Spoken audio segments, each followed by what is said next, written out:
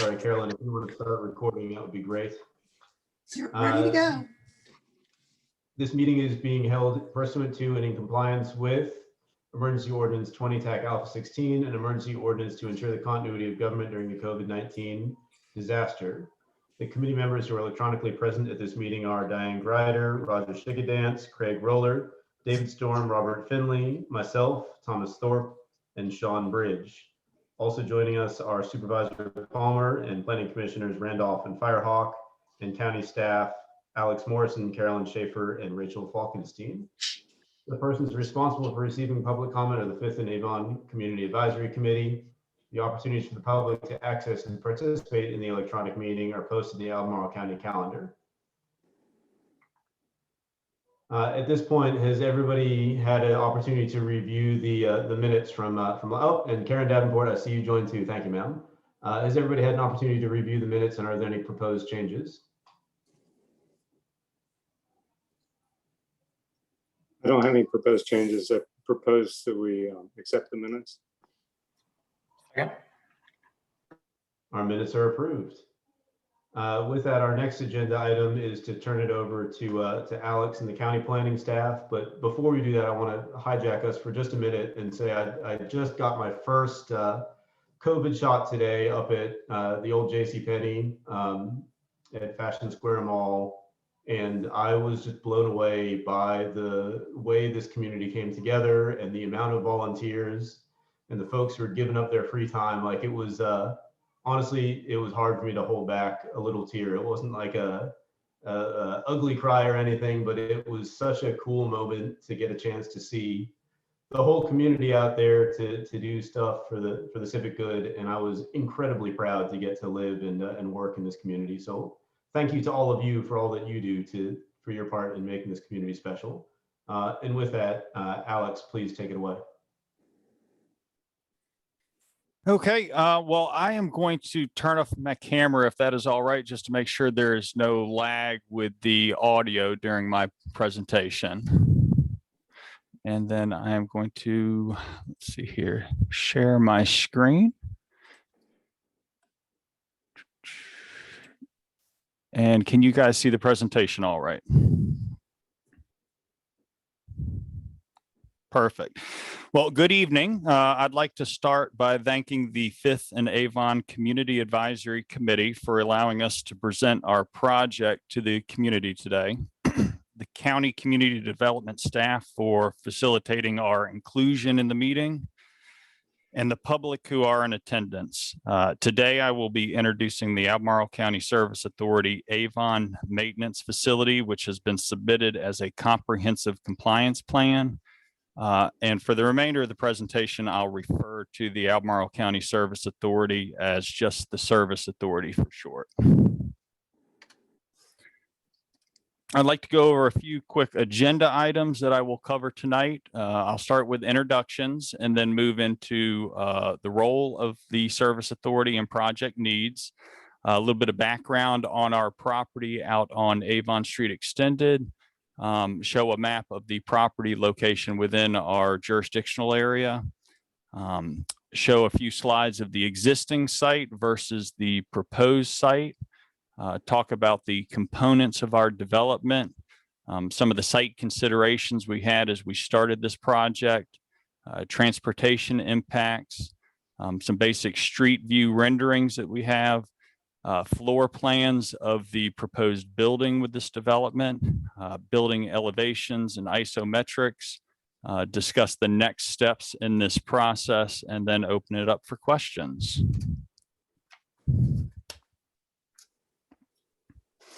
So I'd like to introduce the owners group and the design engineer staff that are with us tonight. I'm Alexander Morrison. I'm a senior civil engineer with the Service Authority, and I will be the project manager for this project. Gary O'Connell, who is the Service Authority Executive Director, is also with us, as is Pete Gorham, who is the Service Authority Director of Engineering. And then from the design engineering staff, we have Kevin Pennock with Dewberry, who's the site civil designer, and Dodie Hudson with Dewberry, who is the architectural designer. So the Service Authority plays a critical role in carrying out the purposes of the comprehensive plan. The Board of Supervisors has mandated that the Service Authority provide public water and sewer services within the designated growth area. The Avon Street Maintenance Facility Project allows the Service Authority to carry out its essential public health and welfare functions, providing water and treated sewer as mandated by the Board of Supervisors of Albemarle County at a reasonable cost to the Albemarle County citizens within the growth area. I'd like to provide a little bit of background on the growth of the Service Authority since we first acquired the Avon Street property in 1987. Since 1987, we have seen an increase from a little over 7,000 water connections to just over 21,000 water connections, which is an increase of almost 300%. We have increased from 157 miles of water mains to 358 miles of water mains, which is an increase of almost 230%. And we have increased from 77 miles of sewer mains to 302 miles of sewer mains, which is an increase of almost 400%. We currently own, operate, and maintain over 660 miles of public utility mains within the county of Albemarle.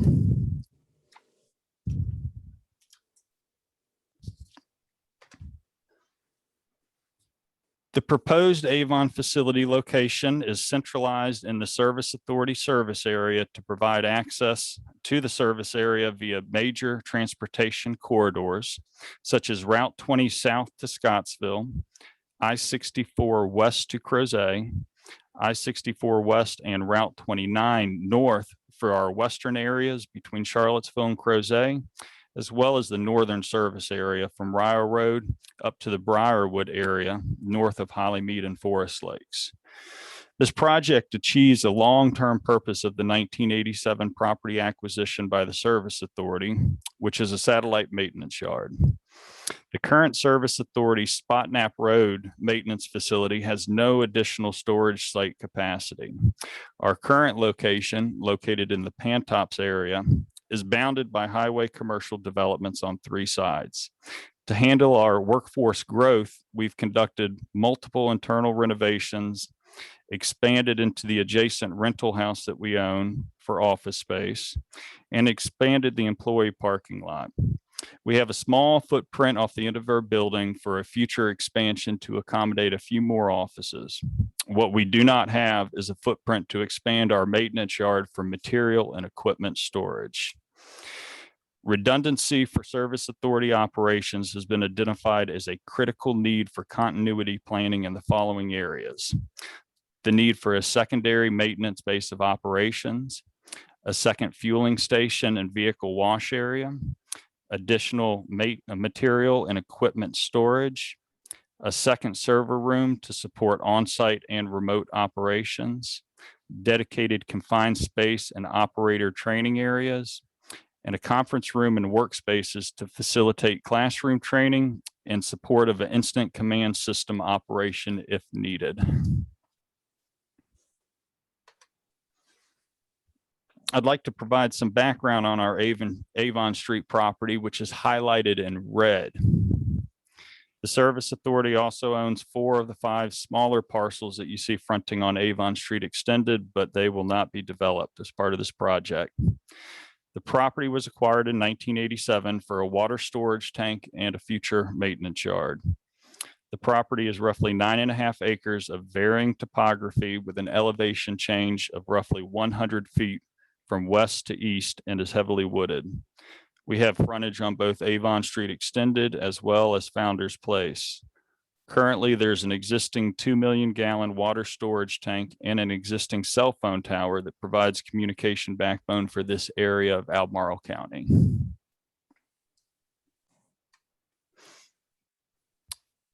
This overview shows our service area within the county of Albemarle, which is highlighted in orange. Our service area goes as far south as Scottsville, as far west as Crozet, as far east as Glenmore, and as far north as the North Pines GE area near the National Ground Intelligence Center. Our main site in Pantops is shown on this map. We have a small satellite facility in Crozet, which is shown on the map, but it is on a short-term lease that may end soon. And then we also show the proposed Avon facility, which is just south of the I-64 corridor.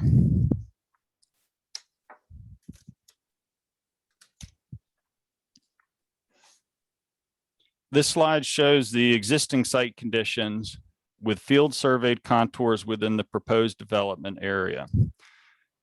You can see the existing water storage tank and the cell phone location just behind the smaller parcels that front on Avon Street Extended. You have Founders Place off to the right-hand side, and we have Albemarle Health and Rehab is just off the lower portion of the screen on the right-hand side.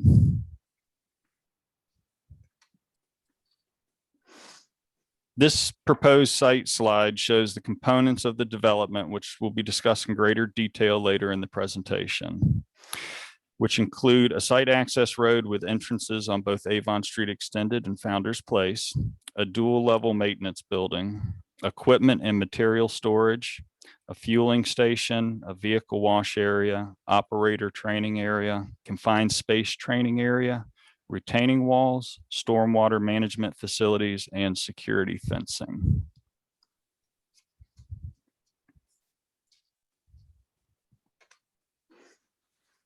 The proposed site components are the site access road that I previously discussed, which would connect to both Founders Place and Avon Street.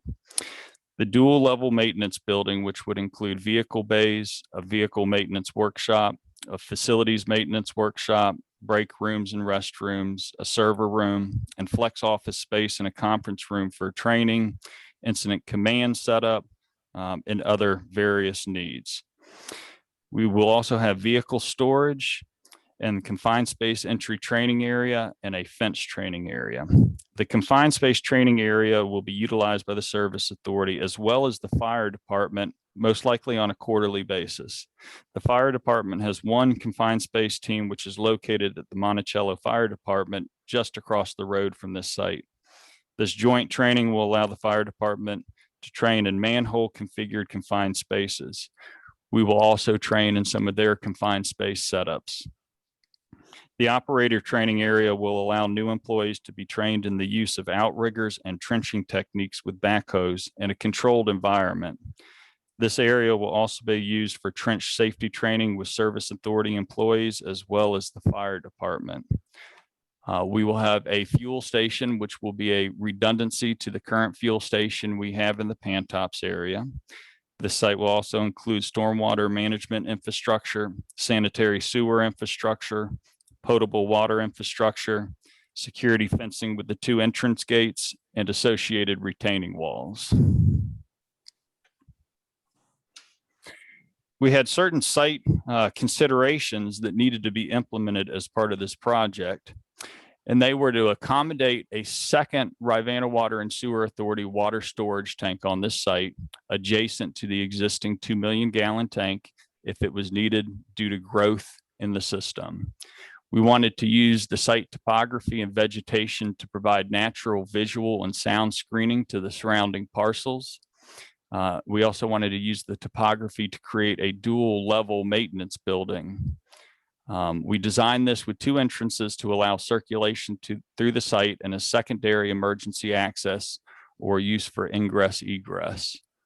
We wanted the dedicated equipment operator training facility as well as the confined space training facility. Our existing entrance on Avon Street needs to be upgraded to a limited access commercial entrance. And this was coordinated with the county sidewalk project, which is yet to be constructed along the Avon Street corridor. The basic renderings that you see on this page show views from both of the entrances. Additional landscaping will be used to further shield views from our improvements on this site.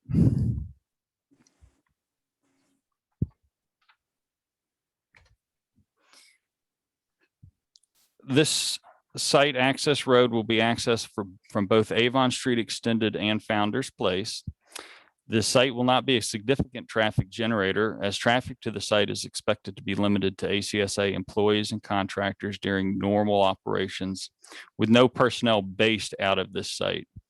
After hours access may occur for emergency responses if we have to obtain equipment and or materials to repair water mains and or sewer mains. Primary access to the site will be from the Founder's Place entrance, and the Avon Street entrance will be used for limited access and to provide a second point of ingress and egress. We may have periodic trainings held on site with an average maximum attendance of 30 people during normal business hours.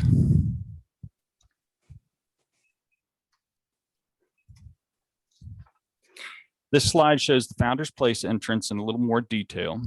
The lower left shows the existing view with the aerial picture above it showing the direction of the view. Additional landscaping techniques will be used along the entrance road to screen our improvements. We will also use decorative security fence along the Founder's Place corridor. In this, you can see the existing water storage tank and cell phone tower with our proposed building to the right-hand side of that.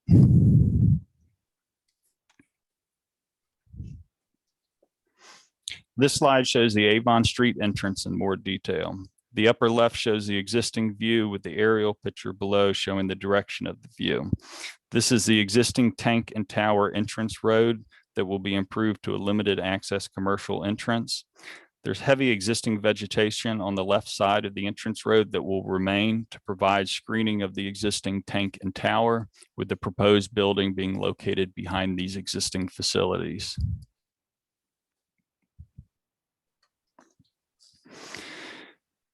This slide shows the proposed floor plans for the dual level maintenance building, which is 7,800 square feet per floor for a total of 15,600 square feet. As you can see, there are additional facilities such as showers, kitchen, locker room, flex spaces, and these are to accommodate an incident command system scenario during an emergency. This building will also provide conditioned vehicle storage for certain vehicles that we have that require such conditioned storage overnight.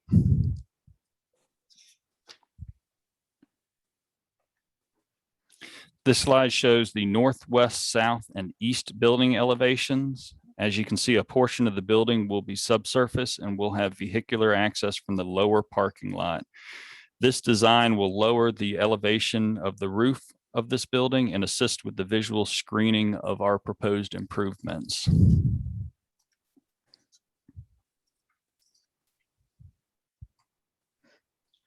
This slide shows building isometrics as a 3D view. Please note that our design has not yet selected building type materials or colors. These will be selected later in the process to provide aesthetic continuity with the site and the surrounding parcels.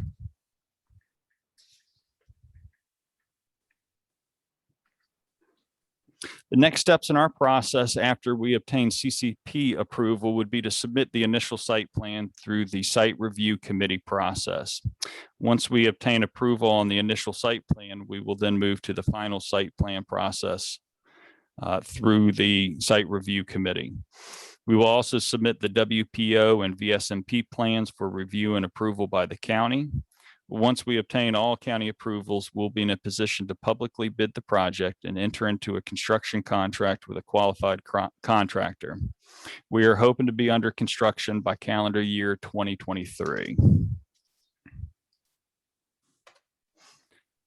Below is my contact information in case any questions arise after this meeting or if you'd like a copy of this presentation. I will now open the floor for questions. I will cover project scope questions. Technical design questions will be directed towards Dewberry, and county process questions will be directed towards county staff. Are there any questions? Great, thanks, Alex. And as a review for our panelists, if you want to electronically raise your hand, I'll call on the people in the order that I see them, but please forgive me if I get the order a little bit wrong, but we'll do our best to get to everybody at some point. And Sean, the first hand I saw was yours. Thanks, James, and thanks, Alex, for the presentation. That was great. You mentioned it sounded like a lot of training facilities and abilities for both the county service authority as well as for the fire department. Do those training facilities exist now, or are there places that you guys are using, or would this be a new addition to the various emergency training?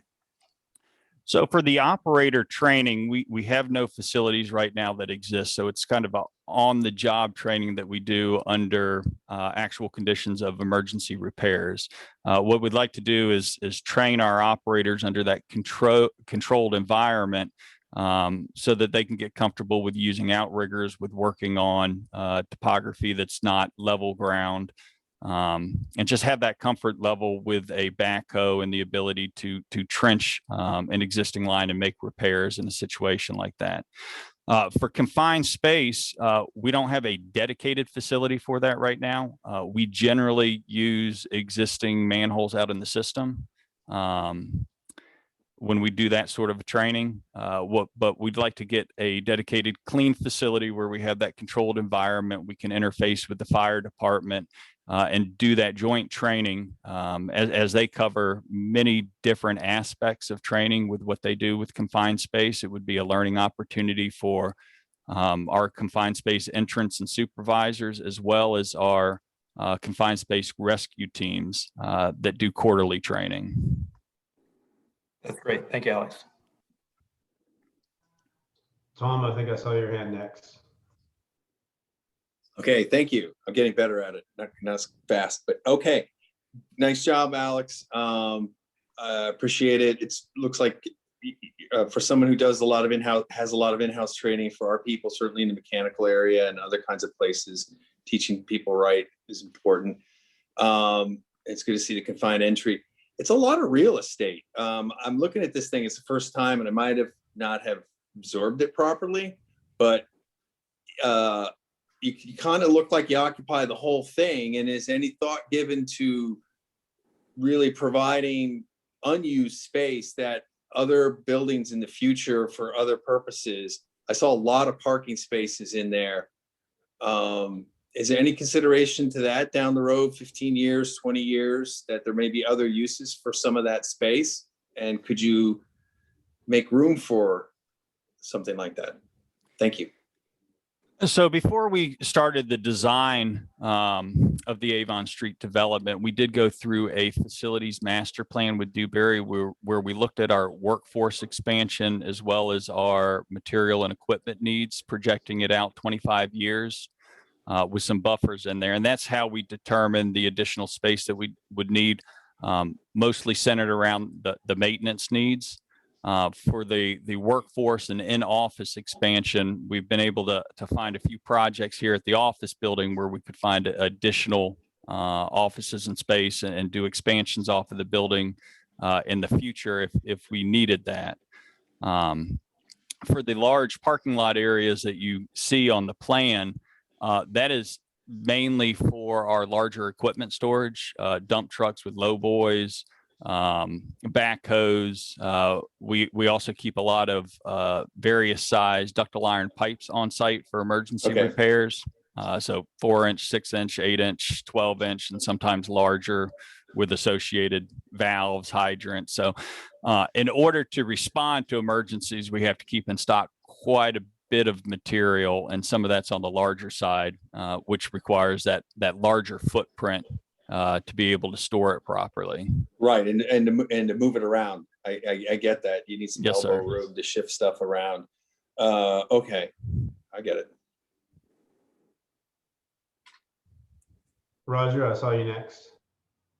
Yes. Hi, thanks, Alex. I'm kind of thinking out loud here, just wondering what the impact may be in the future along Mill Creek Drive. It looks like that parcel that's between your lot and Mill Creek Drive is completely separate from what I can see from the map.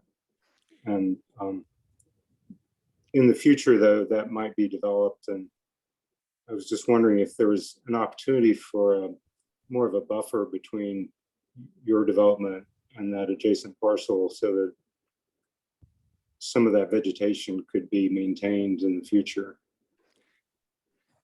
Absolutely. And that was one item that we kept in our minds as we tried to lay out the site and look at the mass grading exercise required to develop it with the topography that we have there. It's quite a bit of elevation change. So we wanted to limit the number of retaining walls we had, limit the clearing so we could keep as much natural vegetation as we could, mature trees in that area.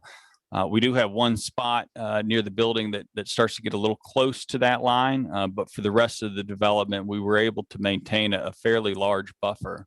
We will have a security fence that goes around this site, but outside of that security fence, we are working to maintain as much as that mature vegetation as we can to keep a buffer with that parcel. I believe it's a county-owned parcel at this point, with a low density residential designation on it. But during early pre-app meetings, we did review that parcel with county staff to make sure we implemented as many design aspects as we could to maintain visual and sound screening between the parcels. Okay, thank you. David? Thank you. I appreciate that. And Alex, I think you were just talking about the elevation change. It looks like, just pulling it up quickly at the county GIS, it's about an 80 to 85 foot drop from the top of the parcel down to the bottom back toward Founders Place. So do we have to worry about critical slopes in this? Is that something that gets looked at here? I guess that might be for Rachel.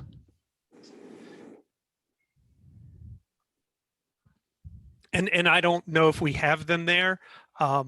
And the other question I had was, have you had contact with the school division with Center 2 slated to go in down a little bit further on Founders Place, on how your use of Founders Place as the primary ingress and egress, and how that might impact any school-related traffic once Center 2 is built? I'd be happy to answer the slopes question first. Hi, everyone. I'm Rachel Falkenstein. I'm filling in for Tori this evening. There are a few really small areas of slopes on the property, slopes that are steeper than 25% or steeper, but they are classified as managed slopes, which means they're allowed to be disturbed with some criteria that they have to meet with that disturbance. So there's just a few small areas, but most of it looks like it's a more gradual than 25% slope.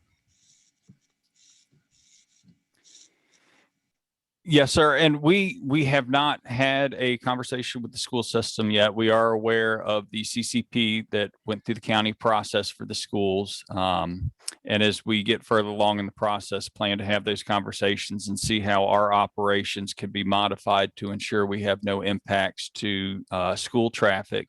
The way we're designing the site with the secondary access on Avon Street gives us that operational flexibility to utilize that entrance during high traffic periods from the school system, presumably early in the morning or later in the afternoon when school buses are either arriving to drop off the kids or leaving.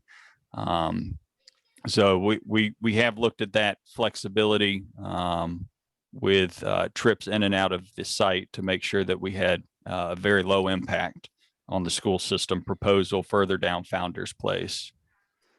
You may end up getting squeezed on both sides. The pickup line at Mountain View these days at 220 stretches well up Avon to try and get into the parking lot there. Of course, some of that's pandemic driven at this point. So thank you for answering that question. Appreciate it. That's all I had.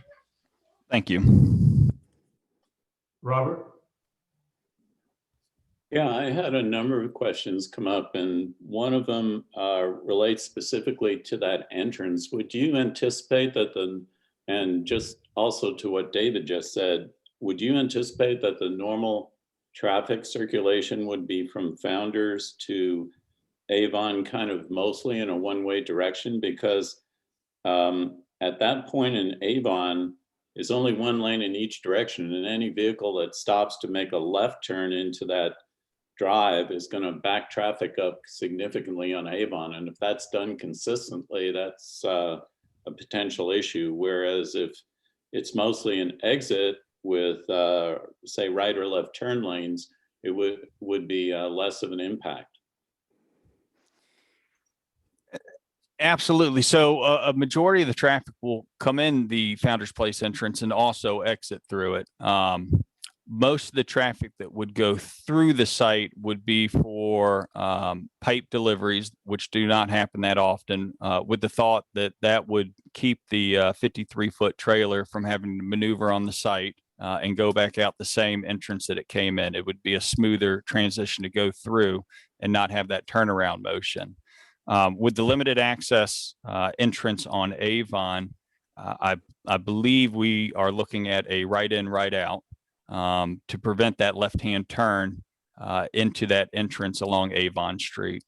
And I know I've seen some plans with the county, I believe, that are looking at additional improvements along Avon that may put a center island through there or other improvements associated with the sidewalk project.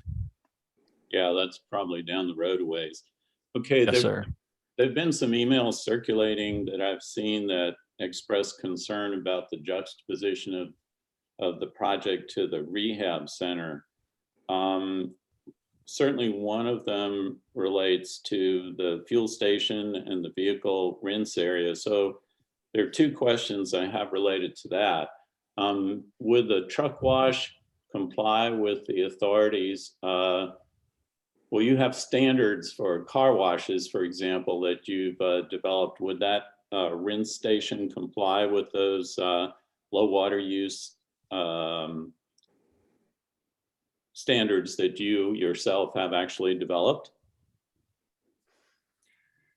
Yes, sir. We would be using those standards with the equipment that we use. We will not be proposing any automatic wash facilities there. We have a vehicle wash area that we constructed on our site here in Pantops a couple years back, which uses low flow, high pressure washes that are hand operated to clean our equipment. We have a catch basin to where during the washing process, we go through a grit and oil water separator and discharge into the sanitary sewer system. Once we are done washing, that connection to the sanitary is closed off, and any runoff during a storm would go to the stormwater system. So we do differentiate between our discharge based on whether we are washing the vehicles or not. And we do use low flow techniques and hand operated techniques to ensure that we conserve water when washing our vehicles. So that location is basically a pad with drainage constructed to carry out the flow catch that you just described. Is that correct? Yes, sir. Not a full car wash facility, a very basic confined catch basin with hand operated washing equipment so that we can wash down our work vehicles and clean that water appropriately before it's discharged into the sanitary sewer system, and then have a setup for stormwater discharge when it's not in use. Okay, well, one of the comments I received mentioned that it would be really important to do as much buffering as possible between that facility and the rehab center next door, particularly leaving as much of the natural mature vegetation, and realizing that that road is very close to the property boundary. But I think that would be obviously an objective that I think everyone would encourage you to try and achieve there. Absolutely. And I'll let Kevin, if he's here, speak to some of the site constraints, but we did look at that road location in regards to it being adjacent to the Albemarle Health and Rehab Center site. We do have to do quite a bit of grading to construct that road, but we plan to do as much vegetative buffer and sound buffer as we can. With the topography, if you are in the Albemarle Health and Rehab parking lot, for a majority of it, you are looking up at a retaining wall, and our property sits beyond that. So between the grading, the road being the high point, and the vegetative buffer, the improvements such as the vehicle wash facility and the fueling station and the dual maintenance building will be completely shielded from the Albemarle Health and Rehab facility. Okay, the final question I have then relates to lighting. Concern was expressed about lighting at night and the reach of lighting. Will your project essentially conform with the county's regulations in terms of limiting offsite ambient light? And will you be in a position to limit nighttime light, for example? Yes, sir. So with the design of the site, we will follow all county requirements for the lighting requirement, both the spillover off site as well as the maximum lighting that we're permitted to use. So we will ensure that we do not impact the adjacent properties with additional lighting that's not necessary for this project. Yeah, I think the rehab center is at least that was a concern that was expressed to me in that regard. Absolutely, and I appreciate you passing that along, and we will ensure that we look at that as we get further into our design, and we'll have open communication with the rehab center to ensure that they have buy-in with the design, and we don't cause an undue hardship on that parcel. That's all I had. Thank you for that information. I appreciate it. Thanks, James. Thank you, sir. Yeah, thanks for the great questions, Robert. The next hand I saw was from one of our attendees, one of the members of the public, Pat. Carolyn, could you promote Pat to a panelist so she can unmute and he or she can unmute and ask the question? Yes. Am I unmuted? You're unmuted. Thank you. Okay. My questions were basically the same as the gentleman just asked. I am a resident of Creekside, which is backs right up to Avon. And our concerns here, of course, were about ambient lighting. We're also concerned about noise. Would there be excess noise pollution to those homeowners? Of course, after the construction of the site, once the site was completed, would there be a lot of excess noise that's not there already? And I was also concerned about the parcels that you're speaking of, that you're going to leave natural. Those are the trees that are currently in place, that are right next to Avon. Is that correct? Yes, ma'am, that is correct. So there are a couple parcels that front on Avon that are between the existing water storage tank and Avon Street. And I believe there's one residence in there, Mr. Shiflett. And we will not disturb any of that existing vegetation. We are leaving that area undeveloped. And there is a high point in the property that's kind of at the rear of those parcels before you reach the existing cell phone tower and water storage tank, which will help create that and keep that buffer between our development area and the homes over in Creekside, which will both help with noise, with visibility, with light. We will only be on that site generally during our normal business hours, Monday through Friday, 8 to 5. Any after hours access to that site would just be to pick up equipment and materials for an emergency repair. So we would not be conducting loud or long activities on that site outside of normal hours.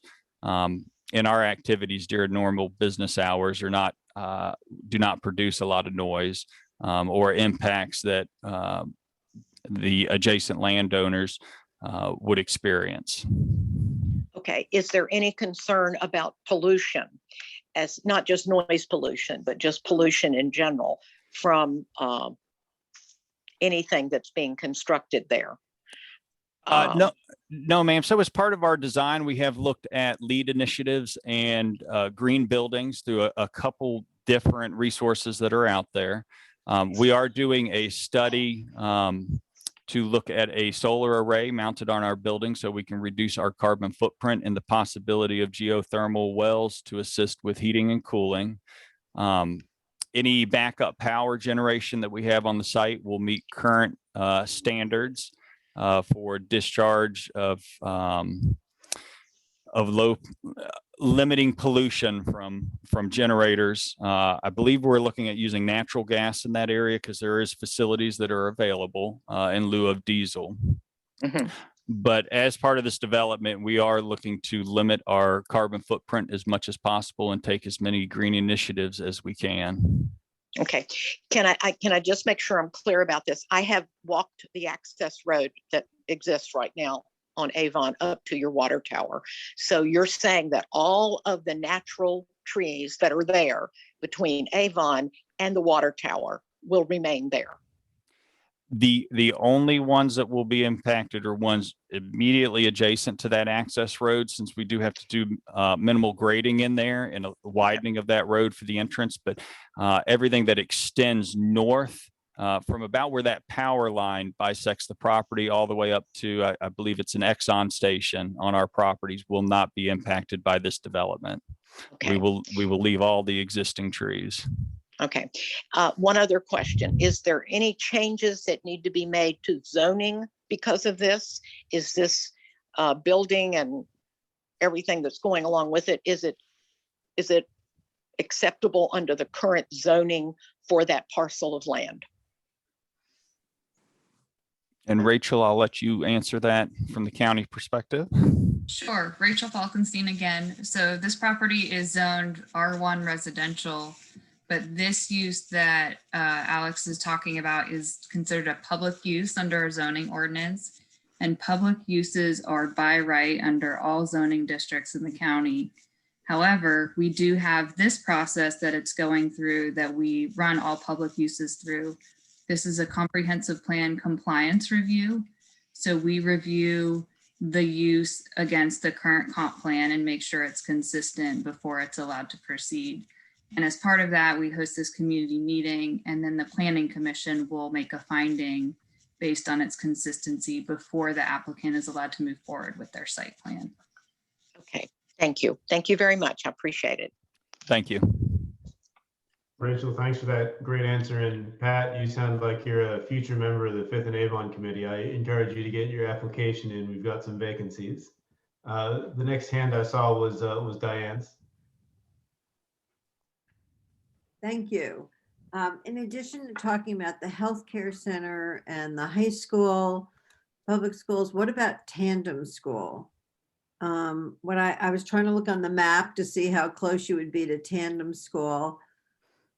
I do drive up and down that road a lot, primarily to go to the Monticello Trail to walk, and, you know, between the schools and the other businesses, et cetera, the gas station, the food line, whatever, there is quite a bit of traffic.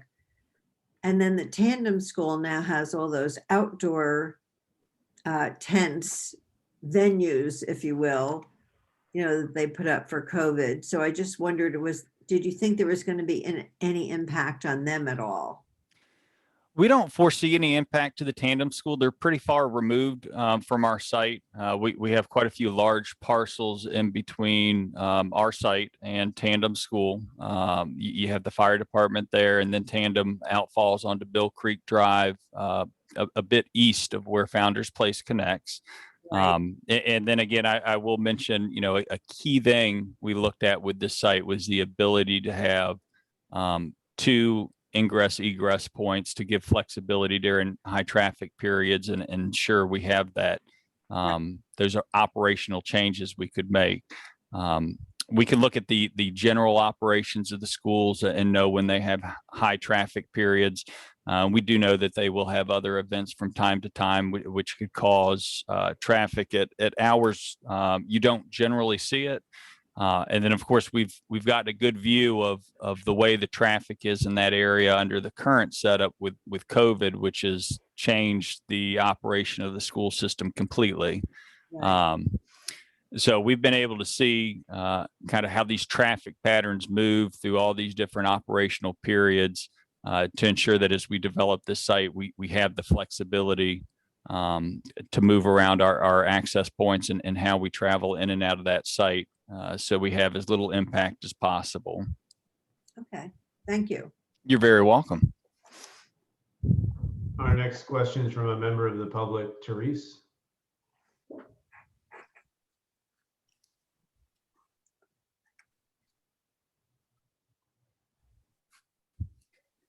Carolyn, can you unmute Therese, please, so she can ask her question?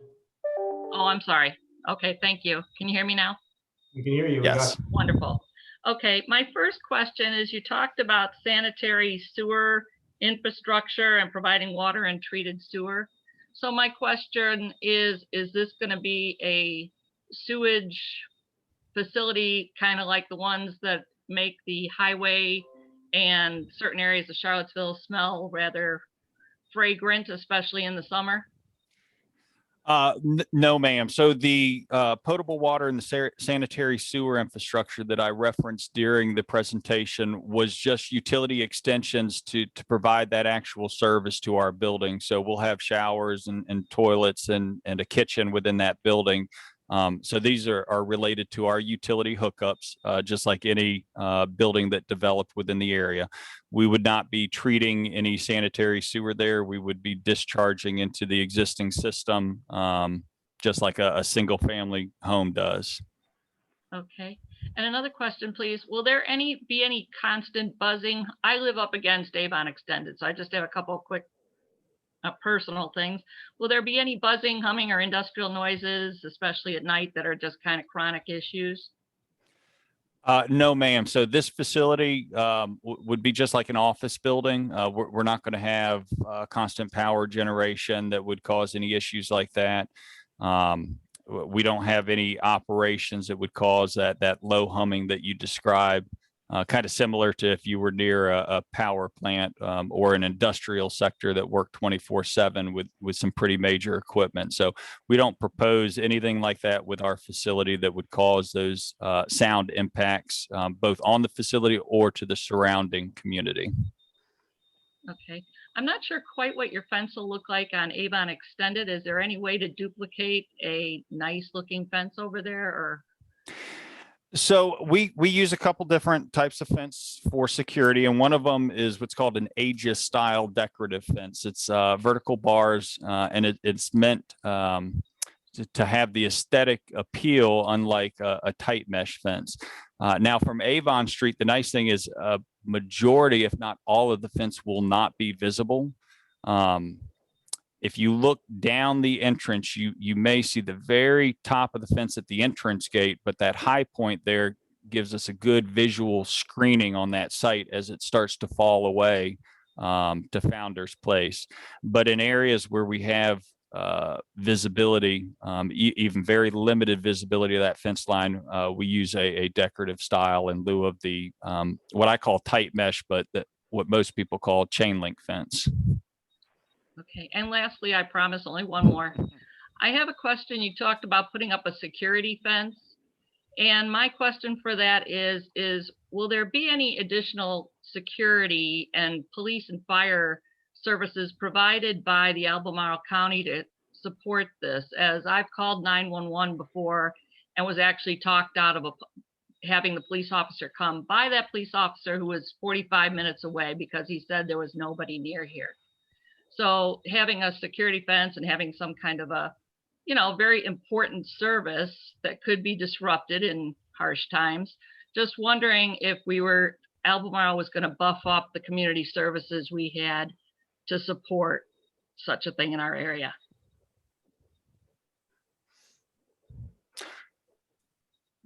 Rachel, do you want to take that one on the county's perspective? I will say that the security fence that we will have around the facility is something that is recommended by the Department of Homeland Security for water and sewer authorities. And it's more meant as a protective measure for the equipment and materials that we store there. We'll have internal security that monitors our doors and access on site. But we haven't proposed anything additional that's needed from the police department. We would treat this just like our site in Pantops, which is if we had a robbery here, we would call 911. I'm not sure if the county has any other perspective on that. I appreciate that, but the city police, I think, have a little more more people available than Albemarle obviously does. And so if we have any concern about it being a safety concern, I think we possibly should consider backup. I don't expect you to put it out. I was wondering if Albemarle County is thinking about beefing up our security in both manner, fire and police at all, especially with this. Fortunately, I'm not able to answer that question. That's not within the realm of community development. What we could do is, and we've done this before, is share the site plan with the police department just so they're aware that the facility is being constructed. But as far as partnering with the city or how they would do their security of the site, I'm not able to answer. Thank you. Things here, if that's okay. Can anybody hear me? Yes, Yeah, ma'am. Okay, I was wondering, so we have, I'm not quite sure when you called 911 and it was 45 minutes to get somebody there. That's kind of concerning. We, in the last several years, have hired many additional police officers, and we are in the process every year of hiring more and more fire and rescue. So I would hope that we were in pretty good shape with respect to that. Our response times in the Avon area are pretty good right now. So I would add that in there. We do geopolicing now. So that's all I would say about that. Is I think we're in pretty good shape, and we wouldn't need to increase service because of this particular facility. We're increasing service all the time as the population increases and we have more development. And one more thing I just want to throw in that Alex didn't throw in about your question about sewer treatment. ACSA doesn't do any sewer or water treatment. That's all done by RWSA at other sites.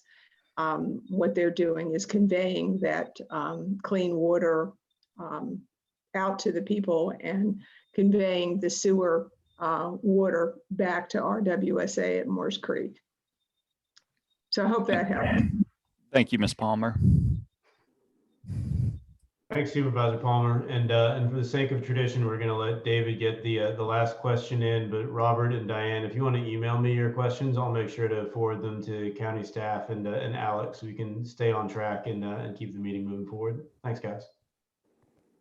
Oh, thank you. Now the pressure is on. Did I miss, will there be gates at both ends of this? So both at the Avon side and the Founders Lane side that will close that off after normal business hours? You talked about a security fence, but I didn't hear anything about gates specifically. Yes, sir. So as part of the fence, we will have automatic gates at both entrances, which most likely be card swipe activated. So they will normally be in the closed position until a authorized employee swipes an access card. Most likely it'll be a sliding gate, and then we'll enter the facility and it closes behind them to keep the entire facility secure from the public. I'm not sure if you've ever been to our Pantops office out here on Spot Nap, but we have something very similar around our maintenance yard, and we are actually in the process of replacing that fence. The front section where the automatic gate is, we are installing that decorative style Aegis fence. So if anybody is interested in seeing what we would propose, you're more than welcome to come by our site. The part of the fence that faces our office building is the decorative style, and the remainder of the fence is what we call tight mesh fence, so that nobody can get a foothold and try to climb over top of it. Okay, thank you. And the last thing I had, and this probably goes to Rachel as well, depending on the timing of the entrance corridor proposal and review, this may or may not have to go to ARB because it fronts on Avon, assuming all that gets accepted in. So Avon's currently not an entrance corridor because of the arterial designation. If that changes before this site plan is approved, I would think they would run it through the entrance corridor ARB guidelines at that time. But if the site plan is approved, then it wouldn't. Okay, thank you. Yep. And I'll note for our proposed development, I think if that did become an entrance corridor, the buffer is, I believe, 500 feet off the corridor. So our entrance road falls within that, but the remainder of the improvements that we propose fall outside of the general buffer for an entrance corridor. And with that high spot on the western side of our property, we have full screening from the entrance corridor. Great. Hey, Thanks, sir. Thank you to Alex and the Dewberry team. I know Supervisor Palmer has a last comment or question, and Liz, I'm going to ask you to make your comment or question, then roll right into your supervisor update. So the floor is yours for your comment, and then give us the rest. I will do that, and I'll be very quick on my my question comment to Alex, and it can be just a comment. We can leave it at that. Alex, we're looking at the picture of the driveway going in and the green grass and whatnot. I'm hoping that for any plants that you and trees that you need to replant, that you'll consider native and consider alternate mowing for something more interesting than mowed grass. For pollinators, and also to take a look at your invasive plants in the areas where you already are, where you're planning to maintain the current vegetation. Comment, I'll stop there. You don't need to answer it, Alex. Well, I will say thank you for that comment. And I will ask our Dewberry team that's on the call to take note of that. I did take notes on your comment, and we will definitely look into that. I think that is a very good suggestion, and I appreciate it, Supervisor Palmer. And one more thing, I'm sorry, I just forgot. We may in the near future be revising our lighting requirements. So think about going beyond the lighting that's required now and doing the best you absolutely can on the lighting. Thank you. Now I'll stop. Absolutely. And I'll just make one quick comment on that. A separate project that we are doing right now is a energy audit of all of our facilities. And one thing we look at is our energy usage related to lighting. So we will definitely be reviewing both the existing regulations, but trying to go above and beyond that, not only to reduce any impact to adjacent parcels, but also lower our energy consumption related to lighting. Great. Thank you, Alex. You're welcome. Thank you. Now, James is getting me to go right into my report, so I'll go from there. Since we met last time, we have had, the board has had 3 work sessions on the budget and 1 meeting and 1 full day meeting.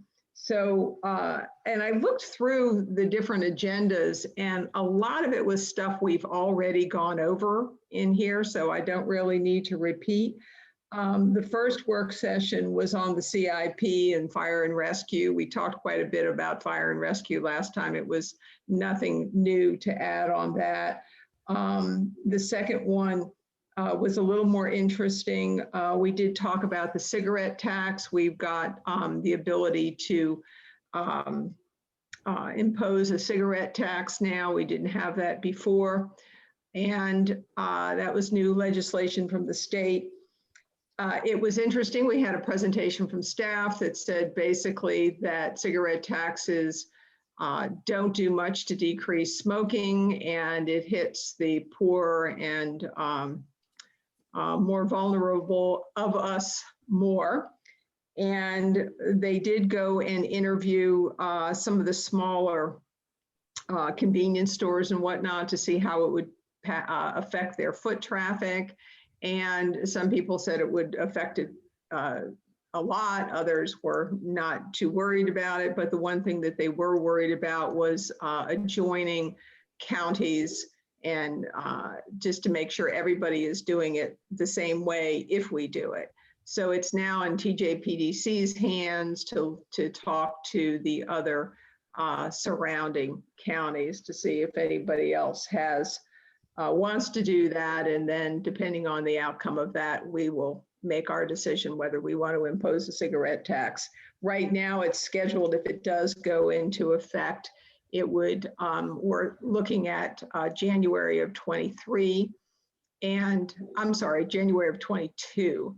And what the staff's estimate was that it would bring in a little over $700,000 from the cigarette tax.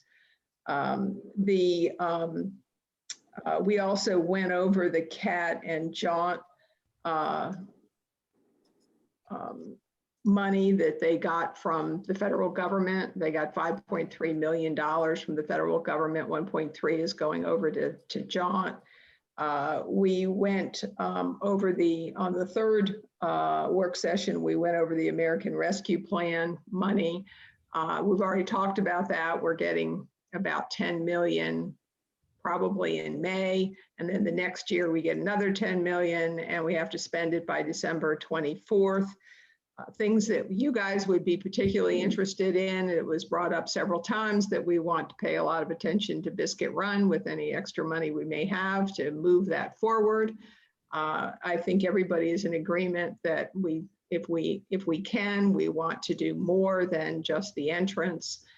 There were a lot of people that were, a lot of board members that were very interested in trying to get some of the fields, the soccer fields in there and that sort of thing. And we went over our priority list again for the board. That hasn't changed much. We've already, I think, talked about most of that at the last meeting. The board meeting that we had, and I got out all these agendas just so I wouldn't miss anything. So if you give me a second, I'll try to get that. Okay. What we did on, that was the April 7th meeting. It wasn't very exciting other than the Crozet master plan. And there's been a couple articles in the paper about the Crozet master plan. The big issue was density and Rachel, if anybody has any questions about this, we'll turn it over to Rachel, but we're doing a middle density designation for some parts of Crozet that stimulated a lot of talk.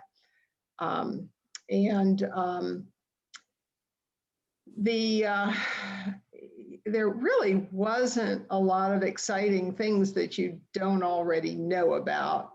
We did more homestays, which I think at some point we're going to talk about homestays for James, but I kind of thought it was actually going to be today.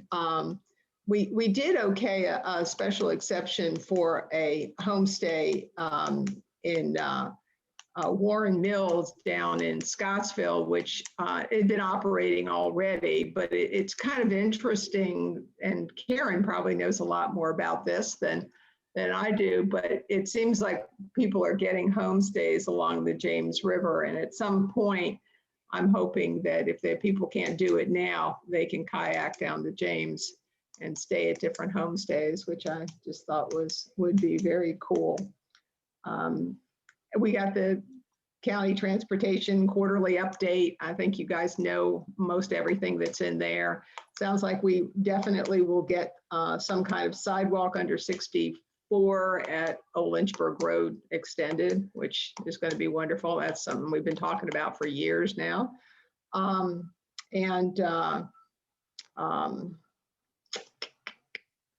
everything else I know we've talked about several times. So I don't know if anybody has any questions on budget related things or the last meeting, anything like that. Please go ahead and ask. And if not, we can go to the planning commissioners. Yes, Tom. Thank you. And I don't know if this is the right moment to raise it. And I was not available for the last meeting. What I picked up in the paper was that the Board of Supervisors approved changing the designation for Avon Street Extended to an arterial road. And there's now the plan to change that and to make it an entrance corridor that advances to the state. What did I understand that right? And if so, I just want to hear the logic behind, the supervisors. And was there any, and if true, is there any discussion about workload for the ARB, which those people work very, very hard, or for the planning group who also works very, very hard at all the things? Are we going to add staff to handle that workload? I'm going to ask Rachel to talk about that because I think that, especially since it's Avon Street. Rachel, can you take that question?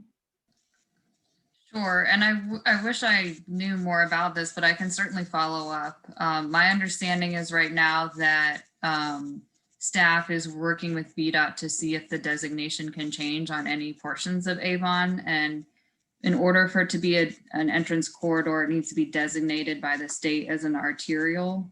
And so that's a state designation that would need to change. So staff is going to go back and work with VDOT to see if the designation could be changed. And I don't know if I don't think it was the full length of Avon. I think it was just a portion of it. So I don't have any more information than that, but I can certainly reach out to Margaret, who's running that effort, Margaret Malachewski, and respond via email with more information if that would be of use to the group. Well, I certainly would. I mean, it's certainly germane to the group. And I certainly think that there are costs associated with making those changes. Myself having worked with both the ARB, which was a very pleasant experience, very successful, and also with planning, I just know how hard those people work and how many hours. And I just don't think, I think we should also understand what impact that is. But I would certainly like to hear a little bit more of the arguments and also a layout of where that bracket is, and really get some feedback from other members of the community to participate that, because we did do that design last year. A lot of effort had gone into redesigning the traffic flow through there. I don't know the official terms for it, but it was a lot of work. Outside consultant spent some time there, and the designation could possibly affect those changes. Thanks. We did go over that, and I was just trying to flip through and read what we had, but maybe one of the planning commissioners too has something to add. I'm not sure, or we can just have Rachel get back with us. The Avon Street, it says here Avon Street extended from the entire segment from city limits to Route 20. Oh, I'm sorry. I take that back. That's something different. I'm in the wrong place. I'll have to look it up. Unless one of the planning commissioners wants to join in. No? Okay. All right. We'll have to put that off. Sorry, Tom. Why don't we leave that there, and then Diane, I think you had a different question. No, I was just going to ask, I'm looking on Google right now. How do you define an arterial road, an entrance corridor? I mean, I don't even know. So I just like a definition of it. We've had a couple of presentations from Kevin on that in the past, and I'm sure that's something that maybe before my time then. Sorry. Yeah. You probably missed it by about 60 days, I'm thinking. Oh, okay. I had the presentation up and I'm just flipping through it and trying to find it, but I'm not doing a very good job. So the presentation, I find it quite confusing, quite frankly. Can somebody say in one sentence what it is? Yes, but he's not here. I can tell you what an entrance corridor is. I cannot define an arterial. VDOT has a designation, and I think it's based on like the function of the road and maybe, you know, how much traffic volume is on it. But I can't define an arterial. I can tell you that an entrance corridor is a designation that goes along with an arterial that allows localities to have design review along the street. And so our architectural review board will review any applications that are visible or on an entrance corridor for the design, to our design guidelines. Okay, thank you. Sure. Thanks, Rachel. Thanks, Diane. David, you had a question? Yes, thank you. And it may be more geared toward Rachel. I would just also like to preface it by saying, if you haven't looked through that quarterly transportation report, it is chock full of great information. And I just wanted to say that, do we really think, and maybe this is more for Kevin or whoever's handling transportation planning. Do we really think and hope that that Mountain View crosswalk does get built this summer? I mean, that's, I think, the last of the NIFI projects still hanging out there from Liz and Rick. Was that 2015 money we're talking about? I No, think so. 2016. I think it was, It's I think it It was approved in 2016, but it financially first started being funded in fiscal year 17. okay. So for 26, so this is sort of 5 years on, and or we're really hopeful, although the bids, I believe I read, all came in too high. So I don't know if that's more of a something I would love for it to be completed before my third son starts there this fall, but we will I'll push with is that Kevin I should talk to? I don't know who's Mhm. working on that, if that was Monty Reed or is it Monty? Rick's sort of nodding. thought it was So Kevin. anyway, I'll start with Kevin there, and the sidewalk there from Mill Creek Drive down to Mountain View as well. I know that Alex had talked a little bit about making sure that they were in alignment with that, but it would be really nice to I've seen a number of parents trying to walk and having to have the sheriff there to get across to pick up their kids at dismissal right now. It's really a tough situation for a bunch of people. And it certainly generates a lot of traffic right now on that stretch of it. Thanks. Those quarterly reports come out quarterly, obviously, and they're always quite long and have a lot of information. When I read through it, David, I really honestly thought most of the stuff we had already talked about in the past. So I'm looking through the VDOT one to see if the arterial stuff is what is in there. But anyway, all right. Rachel, you don't need to raise your hand. You always have the floor if you want to. Okay, thank you. So I was combing through my email and it looks like I have a report on the Mountain View Safe Route to School project. It looks like we've received approval from VDOT to move forward with a contract award. Contract execution is anticipated by early May and construction will commence shortly thereafter and is anticipated to conclude by early July. And the contact person for that is Monty Breeden. Great, thank you for that update. And I think with that, we can transition to the planning commissioner updates. I know Karen said you didn't have anything. So Rick, what do you have for us? I'll defer to Karen. Karen, I know Karen's internet is sometimes choppy and she let me know she didn't have any updates for us tonight. So so it's all you. I really don't have anything to update that's germane to the corridor at this time. Great. Well, thank you, Rick, and thank you, Karen. At that point, we're on to the other business items in our agenda, and I know there's some standing items that I email the group with every month saying we're going to get to this topic that you really wanted to talk about next month, and then something comes up which is more time sensitive and takes priority.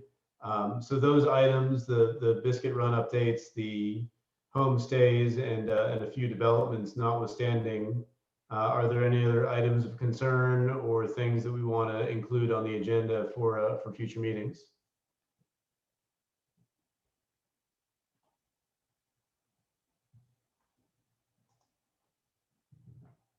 Yeah, Roger, yes.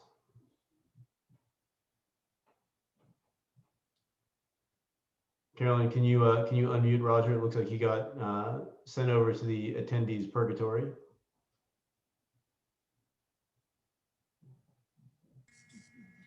He's back.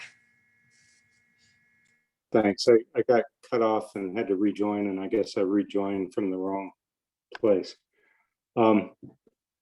I was just reading about Natural Bridge Park getting a dark sky designation through, I can't remember if it's national or international organization, and they're some fairly rigorous requirements for getting that designation and maintaining it. And I was wondering if I might do research on that and see if it might be applicable for Biscuit Run Park, and was wondering if there were any thoughts from people on the committee about whether that was worth pursuing, or whether I mean, is it something that people would be interested in seeing happen or not?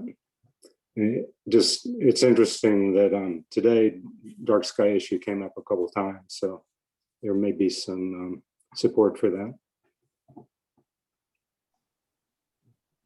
Thanks, Roger. Is there a specific area you were thinking of in the county, or just sort of generally looking at the criterion and Oh, sorry, did that not come across for Biscuit Run Park?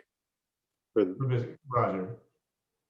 Yes, I will. I'll take that down and certainly see if we can put that on the agenda for a future discussion. Karen. I think it's wonderful. Oh, I know the dark, sorry.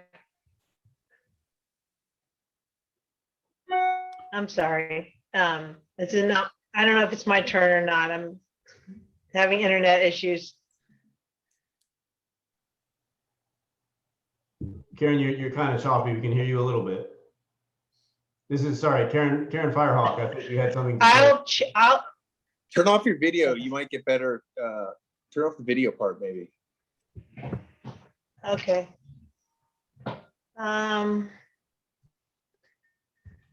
try that, but I just have terrible internet. I'll put something in the chat to everybody instead. Great, You're coming through fine now, Karen. Oh, okay. All I was going to say is dark skies has come up a few times this evening. And first of all, I will say I'm interested in all things Biscuit Run. But in terms of dark skies, I have assigned a couple of my graduate students to look at the county's ordinance and best practices and come up with some recommendations for improving it. So that's all I wanted to add. Thanks for that input, Karen Firehawk, and Karen Davenport. I know you had a question too. Go ahead. You're unmuted now. Yeah, can you hear me? Yep. Okay, I just don't know what it means. What is dark sky? Oh, Roger, do you want to handle that? Well, it's basically controlling lighting.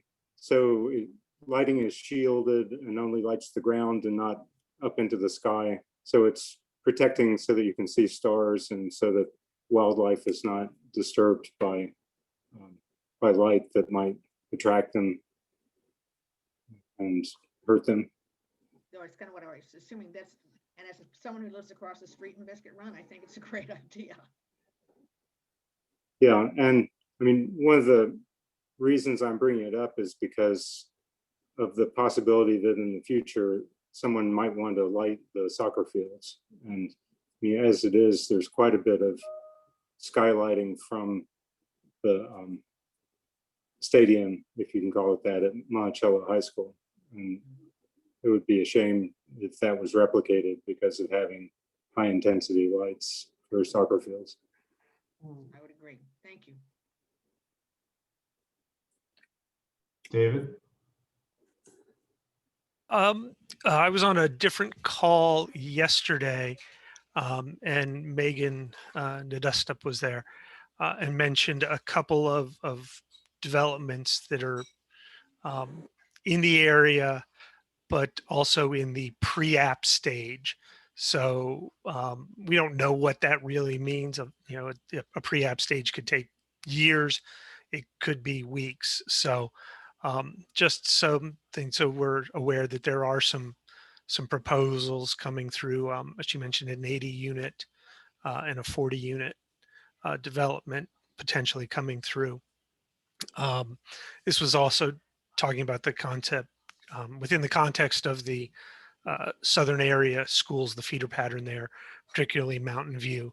And we've got Andrew here from Habitat, and I think they're getting ready to unveil the second phase as well. So at some point, I assume that'll come back through as a community meeting. I know they've done a bunch of community meetings at Southwood anyway, but for the next phase of that, and however big that's going to be, and what impacts that's going to have on Old Lynchburg Road, Fifth Street, and certainly the infrastructure of places like Mountain View,